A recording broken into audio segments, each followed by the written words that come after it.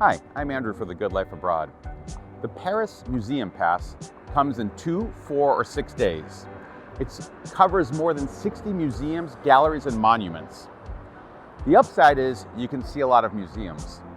The downside is you might feel rushed to try to see as many as you can and not fully take the time to enjoy them. Here are some tips for using the Paris Museum Pass. Plan out what you want to see. Group together the museums by district or arrondissements. Remember that you don't have to see everything in the museum. Just see what you want to and take the time to enjoy it. Besides the Louvre and the Orsay, I recommend checking out some of the lesser known museums. There's so many treasures here in Paris. With a good plan and a month here, you'll be a museum expert in no time.